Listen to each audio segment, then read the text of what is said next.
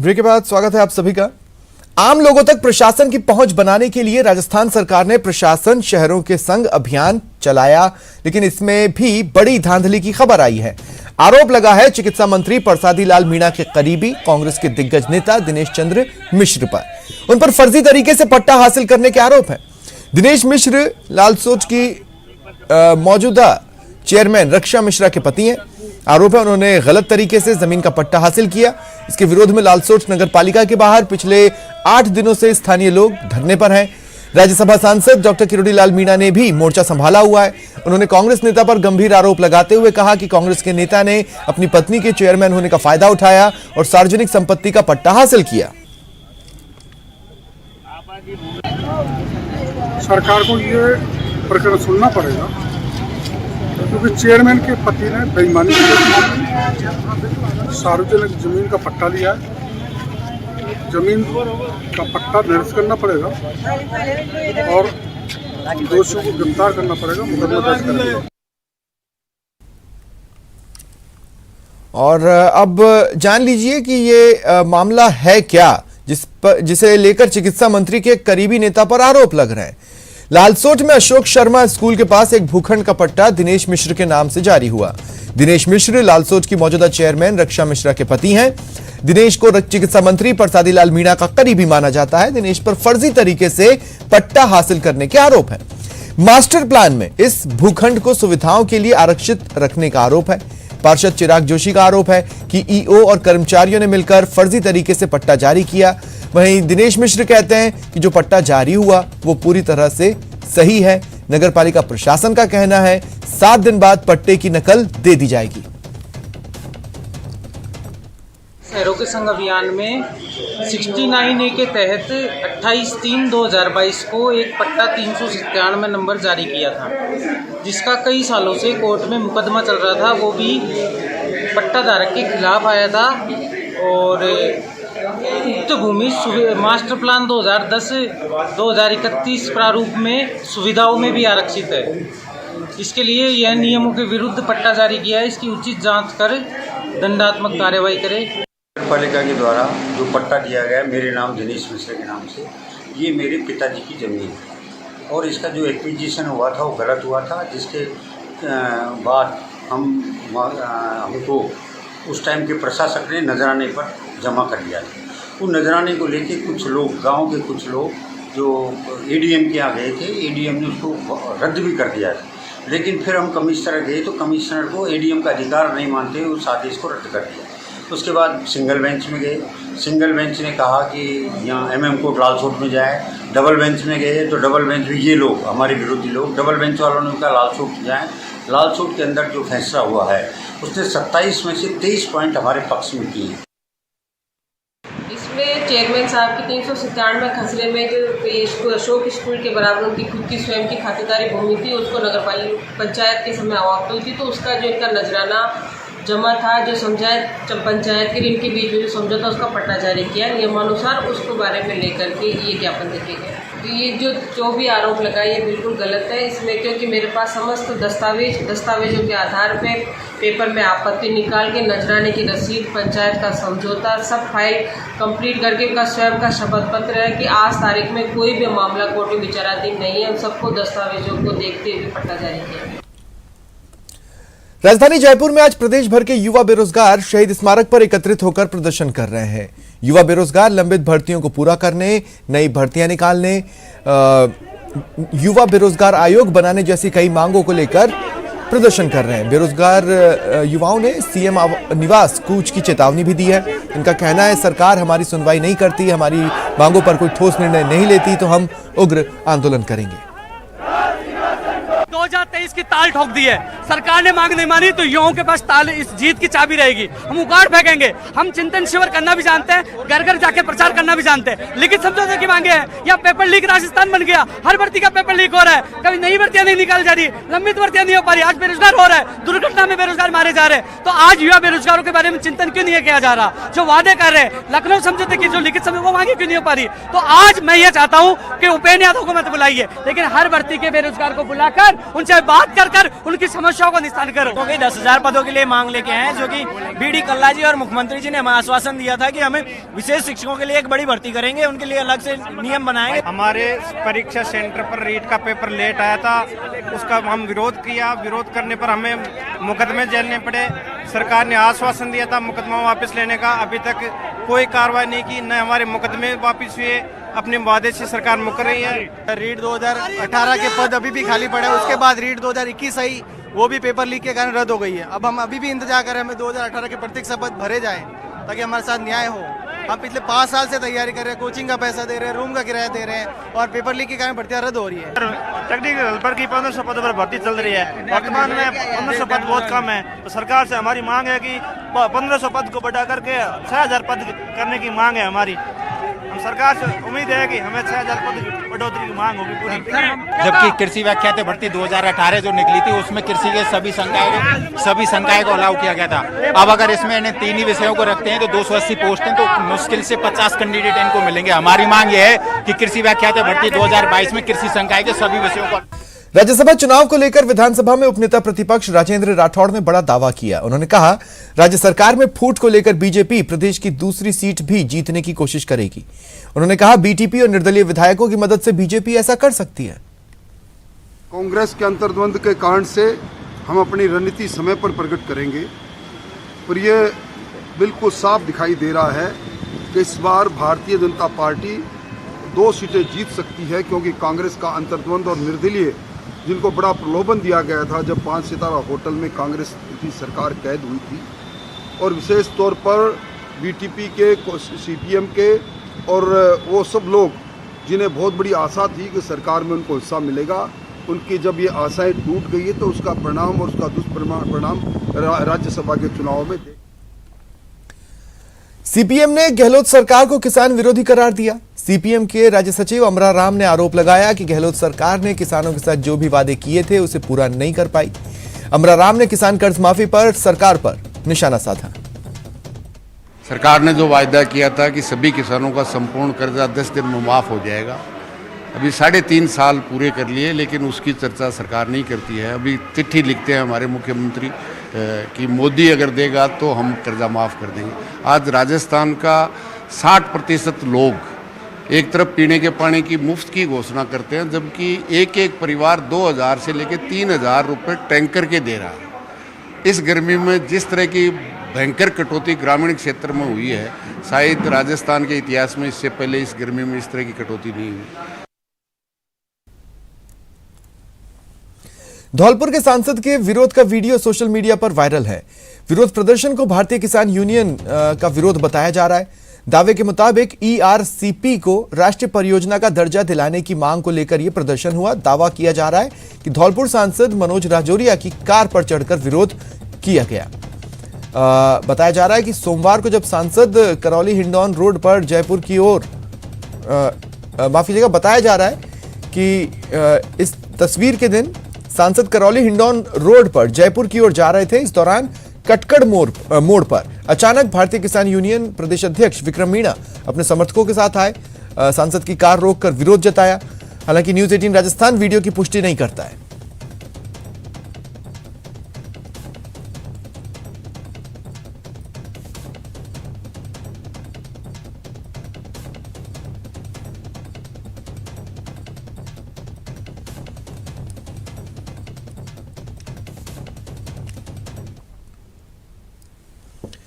जोधपुर शहर क्लोजर के चलते पेयजल संकट के मुहाने पर खड़ा है और पेयजल संकट की आहट को देख प्रशासन ने तैयारी की है। तो पानी की बर्बादी रोकने के लिए भी मुकम्मल तैयारी है। ऐसे में अब जिला कलेक्टर हिमांशु गुप्ता के आदेश पर शहर के पानी के स्रोत यानी फिल्टर हाउस पर पुलिस ने पहरा लगा दिया है। घर के बाहर और सड़क पर पानी की बर्बादी रोकने के निर्देश जारी हुए हैं। पानी की बर्बादी करने वालों से अब जुर्माना वसूला जाएगा। पेयजल प्रबंधन के लिए इमरजेंसी रिस्पांस टीम गठित की गई है, जो पेयजल संकट के हर हालात से निपटने को तैयार रहेगी।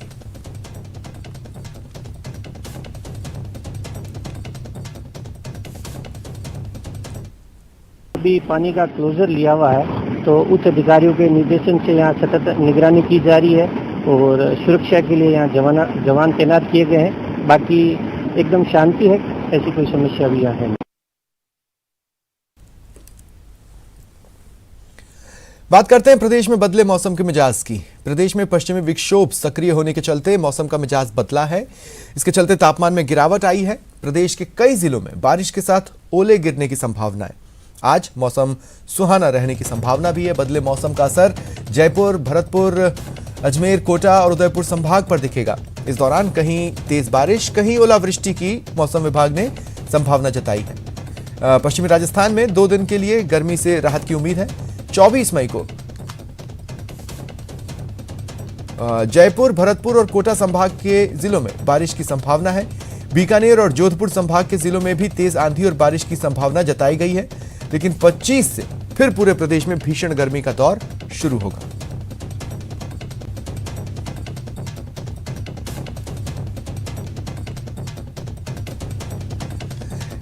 देखिए 3 तस्वीरें हैं, आप देख पा रहे हैं। करौली की पहली तस्वीर, जहां मौसम ने अचानक पलटी खाई। देखते ही देखते आसमान में बादल छा गए, धूल भरी और ठंडी हवाओं का दौर शुरू हुआ। दूसरी तस्वीर दौसा की, जहां कई इलाकों में बारिश हुई जिससे मौसम खुशनुमा हो गया। और तीसरी तस्वीर अलवर की, जहां सुबह से तेज अंधड़ और बारिश ने लोगों को झुलसा देने वाली गर्मी से निजात दिला दी।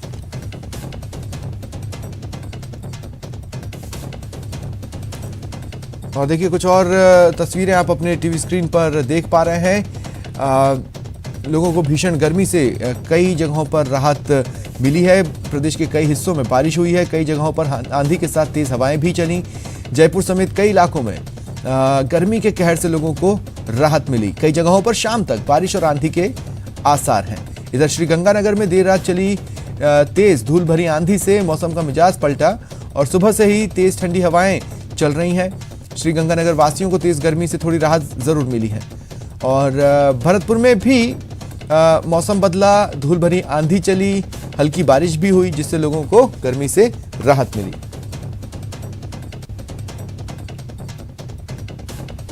और अब तस्वीरें देखिए आप दौसा, अलवर और करौली की आपके टीवी स्क्रीन पर। इन जगहों पर भी मौसम का मिजाज बदला, बूंदाबांदी भी हुई, बारिश भी हुई, जिसकी वजह से तापमान में काफी गिरावट दर्ज की गई। ठंडी हवाएं भी चली जिससे लोगों को गर्मी से भारी राहत मिली।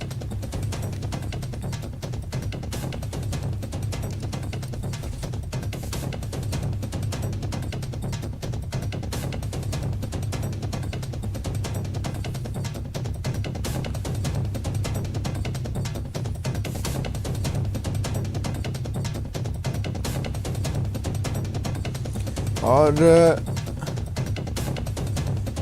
श्रीगंगानगर में देर रात चली तेज धूल भरी आंधियों से मौसम का मिजाज एकाएक पलटा।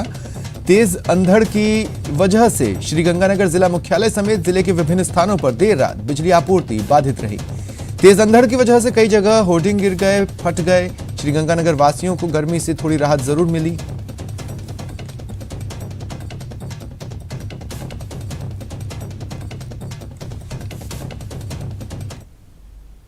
चलिए बढ़ते हैं आगे।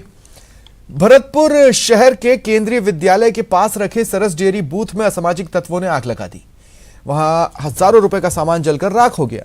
डेयरी बूथ संचालक का कहना है रात को करीब 11 बजे दुकान बंद कर घर गए, लेकिन इसी दौरान अज्ञात लोगों ने बूथ में आग लगा दी, जिसके बाद सरस बूथ जलकर खाक हो गया। वहां मौजूद लोगों ने पुलिस कंट्रोल रूम को सूचना दी। पुलिस मौके पर पहुंची और घटना की जानकारी ली। दूध पार्लर के नाम से इसमें मैं रात को खूब अच्छा भला गया हूँ लॉक लगा के। इसमें रात को 1:30 बजे के समथिंग किसी ने आँच लगाई है इसके टट्टर में ऊपर वाले में। उसमें लगाने के बाद किसी पड़ोस वाले ढाबे वाले ने पुलिस कंट्रोल रूम फ़ोन किया है, पुलिस आई है यहाँ। सुनिधि योजना के तहत केंद्रीय जल शक्ति मंत्री ने जोधपुर के प्रमुख बैंक के अधिकारियों के साथ बैठक की। जोधपुर के कलेक्ट्रेट सभागार TRDA हॉल में जोधपुर के लीडिंग बैंक यूको बैंक के तत्वावधान में इस बैठक में दिहाड़ी मजदूर और अकुशल श्रमिकों, ठेला चालकों के रोजगार बढ़ावा के लिए दिए जाने वाले 10,000 के लोन को लेकर केंद्रीय जल शक्ति मंत्री ने बैंकर्स से मंत्रणा की। शेखावत के अनुसार योजना के तहत आधी दर पर या उससे भी कम दर पर 10,000 लोन देने का प्रावधान योजना के तहत है।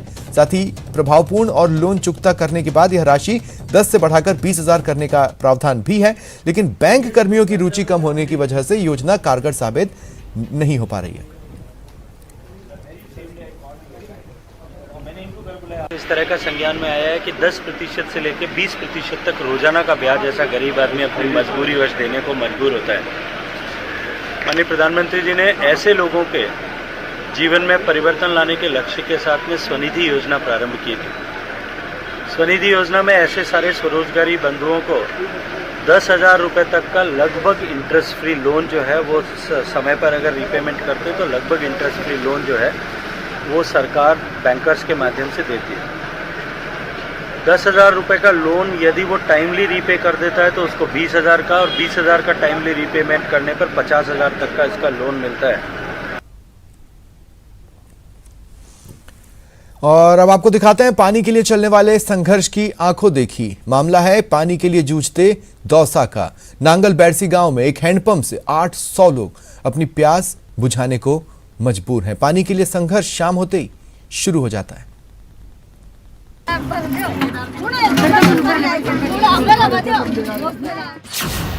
पानी के लिए रत जगा। शाम ढलते ही शुरू हो जाता है संघर्ष। पानी पर पहुंचा जो सोमवार 5 बजे तक नंबर को आप बालखन काए तो कत्तो करार कद मंजूरी कर बजाओ और काए खाए नांगल में पानी कौन और तो छोटा छोटा बच्चा देखते हैं तसाया मरता है। जब सुबह 3 बजे से फिर पानी के लिए मारा मारी। 4 बजे के आए में पानी ले और छोरी घर से फोन करे तो मम्मी आजा ऑटो लगाऊंगा पानी तक कौन नचे घर में। अब बताओ कहाँ ले जाऊँ बोरों में पानी कौन आ रही हो। पानी के लिए ये संघर्ष सूरज ढलते ही शुरू हो जाता है और रात को 12 बजे तक हैंडपंप पर यूं ही पानी के लिए लोगों की लाइन लगी रहती है।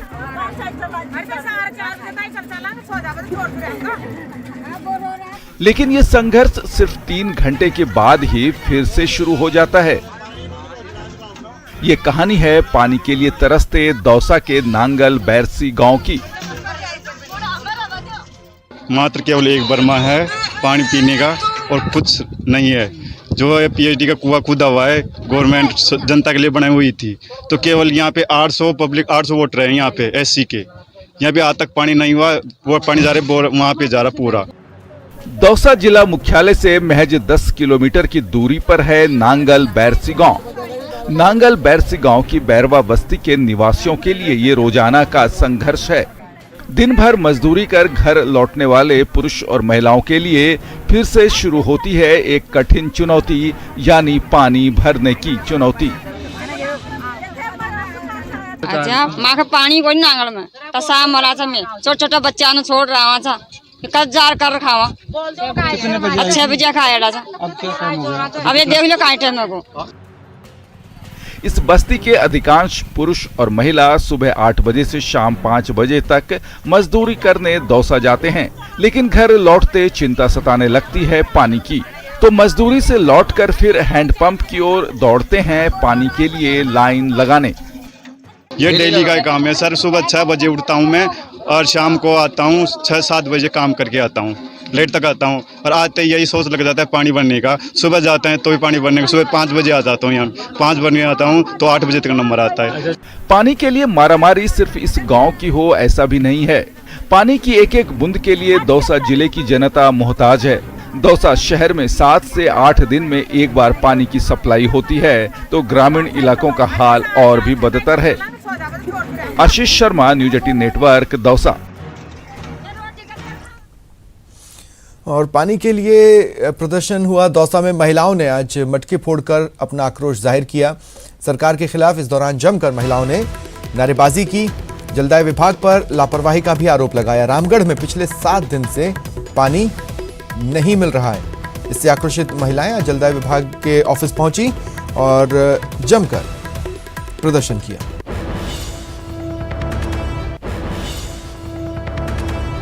देखिए तस्वीरें देखिए आप। महिलाओं ने मटका फोड़कर अपना विरोध जाहिर किया। बताया कि रामगढ़ में 7 दिन हो गए पानी नहीं मिल रहा है और इनकी समस्या की ओर ध्यान भी नहीं दिया जा रहा।